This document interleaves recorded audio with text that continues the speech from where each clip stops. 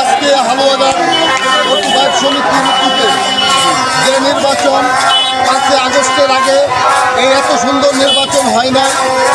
আগে যখন নির্বাচন হয়েছিল যথেষ্ট পরিমাণে দুর্নীতি করেছিল, আর এই দুর্নীতিকে জনতা এমনভাবে উৎসবমুখী জনতা হয়েছে।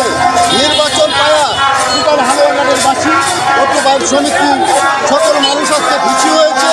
সকলকে আন্তরিকভাবে অভিনন্দন জানাই। পক্ষ থেকে সকলের কাছে ভোট চাই। এভাবে যদি হালুয়াঘাটে সুস্থ নির্বাচন হয়, টোটাল জনতা এবং টোটাল নির্বাচনগুলো ঐক্যবদ্ধ থাকবে, ইউনিটি থাকবে, টোটাল মানুষ নির্বাচনের দিকে আস্থাশীল হবে। এই দিকে আমার বক্তৃতা আমি